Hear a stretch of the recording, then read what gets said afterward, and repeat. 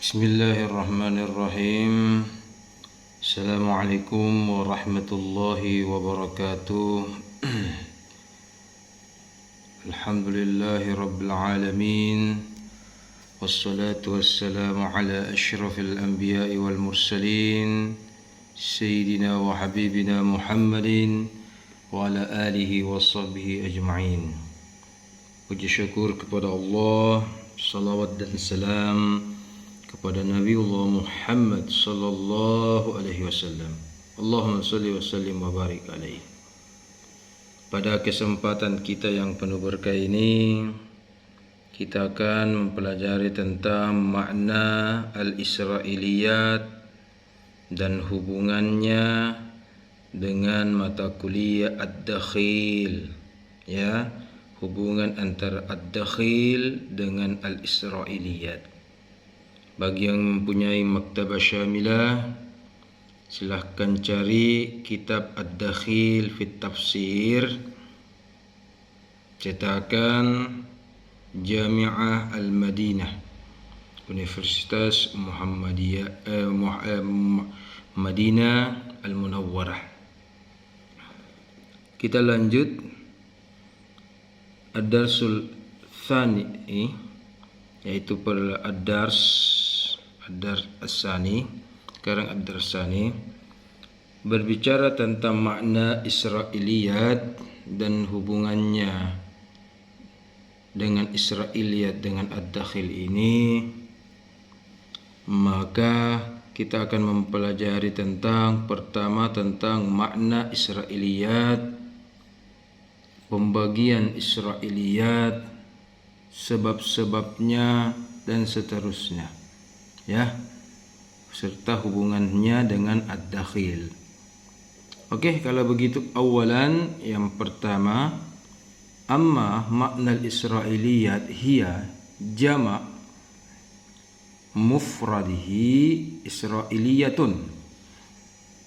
Jadi kata Israiliyat, coba lihat, ini dalam sighah jama' muannas salim dengan bentuk alif dan ta.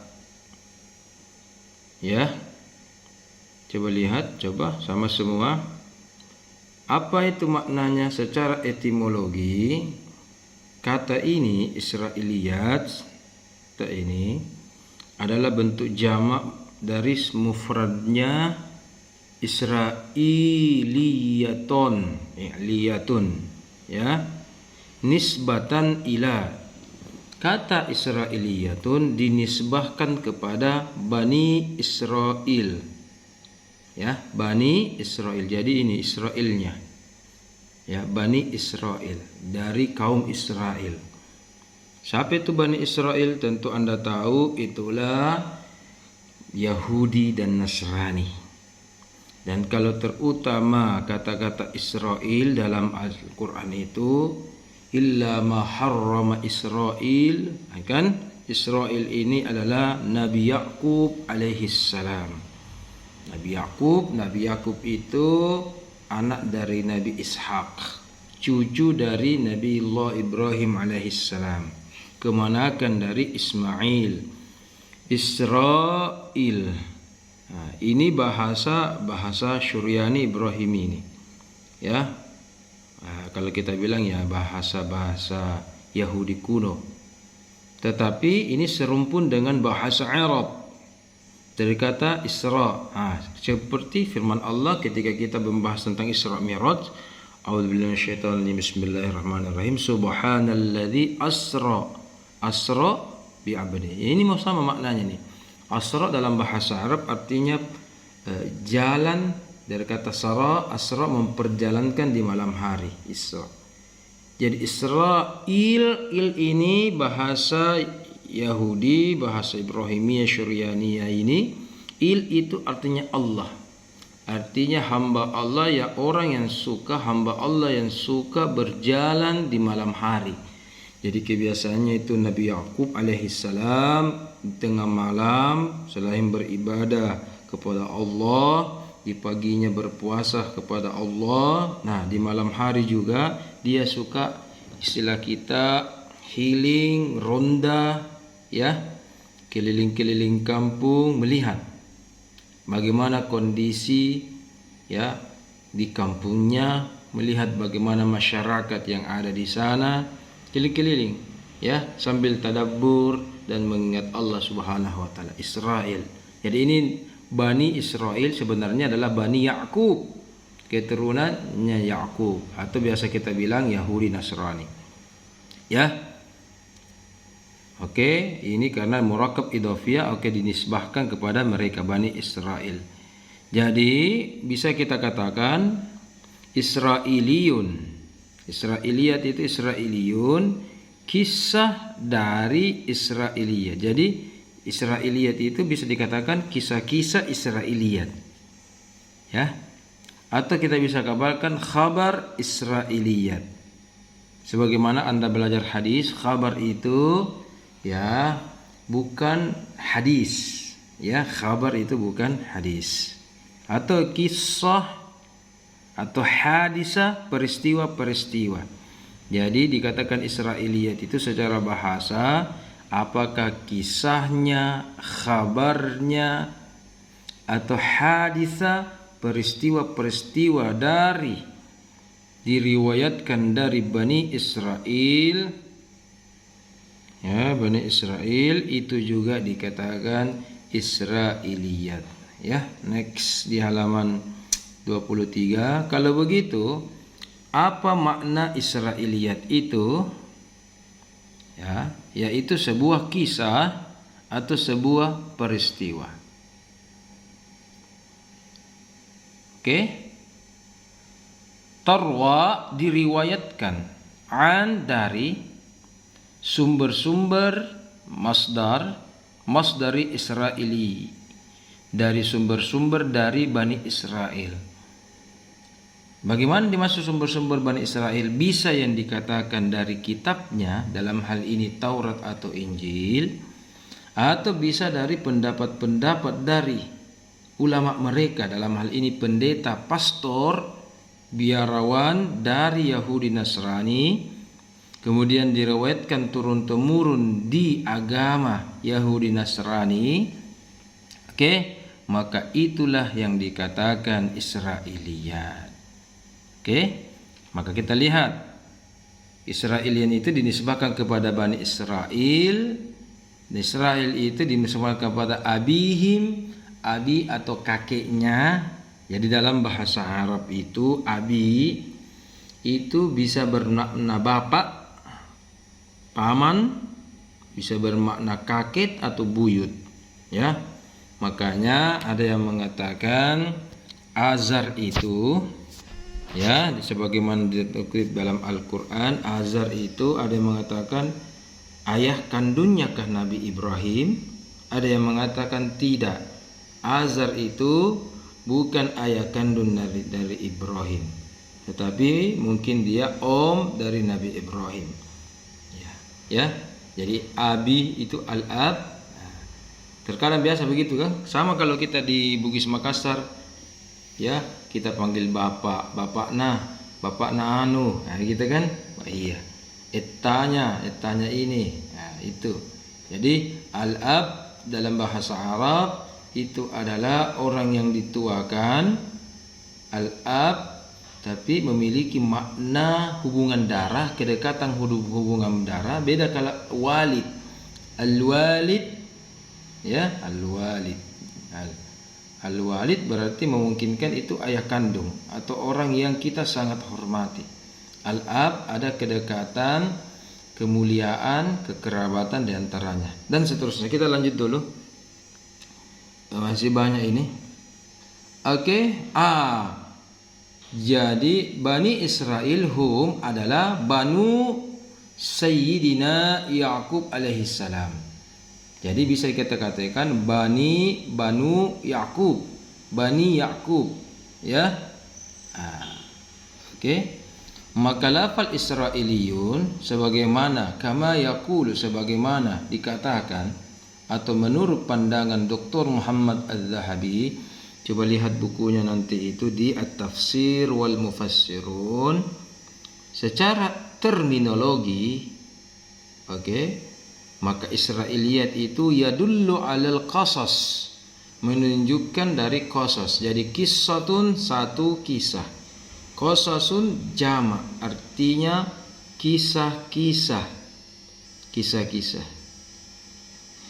Oke, yang diriwayatkan aslan dari sumber Yahudiyun, dari Yahudi, dari kisah-kisah dari Yahudi. Di sini dikatakan Yahudiyun atau Nasraniyun. Oke? Dan biasanya yasta'miluhu ulama'ut tafsiri wal hadis. Nah, ini yang jadi permasalahan kita hari ini. Israiliyat adalah sudah jelas dari Yahudiyun atau Nasraniyun, tetapi ulama tafsir dan ulama hadis sebagian oknumnya, jadi bukan semua, oknumnya, mulai dari ulama tafsir, ulama hadis dari kalangan sahabat, tabi'in, ya kan, oknumnya itu ya menggunakan ya. Kenapa? Karena kisah-kisah Yahudi itu ashmalu.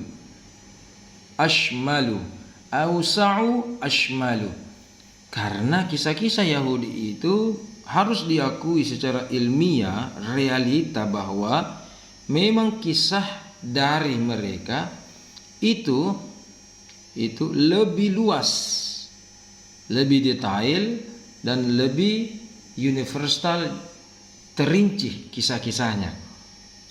Ya, kebanyakan kisah-kisah di dalam Al-Quran itu singkat, padat, dan jelas. Ya kan? Kalau mereka sangat detail, perahunya Nabi Nuh terbuat dari kayu apa, ya, di mana bersandar, bagaimana ciri-cirinya, itu banyak detail. Tapi di Islam, di dalam Al-Quran, nah, inilah salah satu cikal bakal anak-anak semua, kenapa Israiliyat itu dikutip oleh ulama tafsir dan ulama hadis, karena kedudukan dari kisah-kisah Yahudi dan kisah-kisah Nasrani itu dalam hal ini Injil, Taurat, dan beserta penjelasan dari pendeta pastor mereka lebih luas, jadi begitu. Misalkan seorang sahabat yang pernah meriwayatkan Israiliyat ada namanya Abu Hurairah radhiyallahu anhu, Ibnu Abbas radhiyallahu anhu, sampai Ibnu Abbas dan beberapa sahabat lainnya. Pertanyaannya, kenapa Israiliyat dikutip mulai dari sahabat? Rasa ingin tahu dari sahabat itu jelas. Ya. Ketika Rasulullah sudah kembali kepada Allah, untuk melengkapi potongan-potongan kisah ini kita peroleh dari mana? Istilahnya film ini, sinetron ini bersambung. Untuk melengkapi apa sambungannya? Nah, sahabat mengutip dan minta bantuan. Misalkan kita minta bantuan kepada Ka'ab al-Ahbar atau Abdus Salam yang X. Jadi sahabat juga punya kaidah. Ketika dia mengutip Israiliyat dari Bani Israel, tidak langsung ke pendeta, karena pendeta dalam kedudukan kafir. Masa kita lebih mempercayai orang kafir daripada muslim, apalagi berbicara tentang hal-hal yang gaib, ya kan? Hal-hal tentang kisah-kisah yang kita tidak lihat pada masa silam, beberapa abad silam, ya kan? Yang memungkinkan bisa saja beritanya bohong atau tidak valid. Nah, maka sahabat mempercayai ex-pendeta yang sudah beriman kepada Allah dan Nabi Muhammad, kita katakan sahabat. Jadi seperti mereka-mereka itu semualah yang menjadi sumber. Ex-pendeta berarti ada wawasannya tentang Taurat dan Injil, ya, tetapi dia sudah muslim. Berarti kita berbaik sangka. Berarti dia tidak patol kita lah istilahnya, tidak patol, ya. Maka apa yang terjadi? Mereka menyampaikan sesuatu apa yang sesuai dengan yang diketahuinya, ya. Oke, adapun aqsamul Israiliyat itu secara umum ada yang berkaitan tentang akidah, Ya. Ada yang berkaitan tentang, kita lihat lagi yang lain. Dan seterusnya dan seterusnya. Kalau kedudukan Israiliyat itu juga ada 3 anak-anak. Ada Israiliyat yang kedudukannya al-asil karena dia sesuai dan sejalan dengan hadis, dengan Al-Quran. Ada Israiliyat yang ad-dakhil, ya, yang tidak sejalan, bertentangan betul. Dan ada juga Israiliyat yang at-tawakkuf. Apakah ini ad-dakhil atau al-asil? Karena memang belum dijumpai hal tersebut didukung sesuai atau bertentangan dengan Israiliyat, ya. Oke, silahkan buat resume dari video ini, apa yang Anda ingin pahami. Selain membuat resume, pada kesempatan ini saya mau Anda mengutip atau mencari satu riwayat Israiliyat. Oke, kemudian